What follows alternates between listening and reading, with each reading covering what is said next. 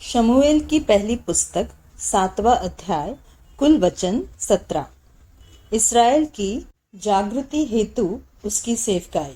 तब किरियत यारीम के लोगों ने जाकर यहोवा के संदूक को उठाया और अमीनादाब के घर में जो टीले पर बना था रखा, और यहोवा के संदूक की रक्षा करने के लिए अबीनादाब के पुत्र एलियाजार को पवित्र किया।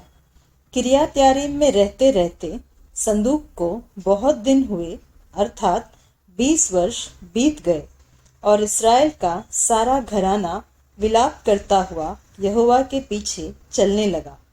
तब शमूएल ने इसराइल के सारे घराने से कहा, यदि तुम अपने पूर्ण मन से यहोवा की ओर फिरे हो तो पराये देवताओं और अश्तोरे देवियों को अपने बीच में से दूर करो और यहोवा की ओर अपना मन लगाकर केवल उसी की उपासना करो, तब वह तुम्हें पलिश्तियों के हाथ से छुड़ाएगा।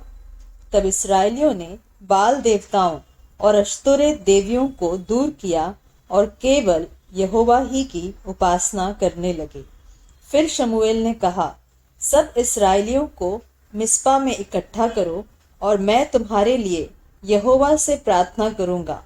तब वे मिस्पा में इकट्ठे हुए और जल भर के यहोवा के सामने उंडेल दिया और उस दिन उपवास किया और वहां कहने लगे कि हमने यहोवा के विरुद्ध पाप किया है। और शमूएल ने मिस्पा में इसराइलियों का न्याय किया। जब पलिश्तियों ने सुना कि इसराइली मिस्पा में इकट्ठे हुए हैं, तब उनके सरदारों ने इसराइलियों पर चढ़ाई की।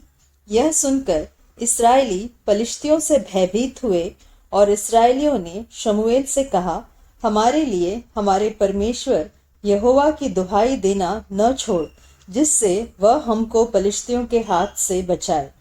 तब शमूएल ने एक दूध पियुआ मेमना ले सर्वांग होम बलि करके यहोवा को चढ़ाया, और शमूएल ने इसराइलियों के लिए यहोवा की दुहाई दी, और यहोवा ने उसकी सुन ली।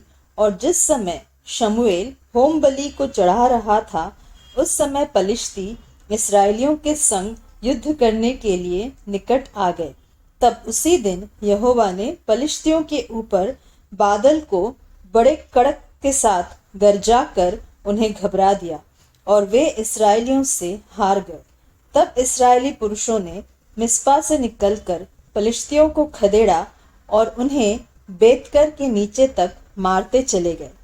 तब शमूएल ने एक पत्थर लेकर मिस्पा और शेन के बीच में खड़ा किया और यह कहकर उसका नाम एबेनेजर रखा कि यहाँ तक यहोवा ने हमारी सहायता की है। तब पलिश्ती दब गए और इसराइलियों के देश में फिर न आए, और शमूएल के जीवन भर यहोवा का हाथ पलिश्तियों के विरुद्ध बना रहा।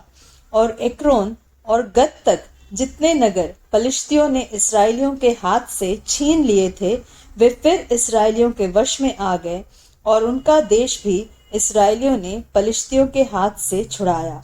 और इसराइलियों और एमोरियों के बीच भी संधि हो गई। और शमूएल जीवन भर इसराइलियों का न्याय करता रहा। वह प्रतिवर्ष बेतेल और गिलगाल और मिस्पा में घूम घूम कर उन सब स्थानों में इसराइलियों का न्याय करता था।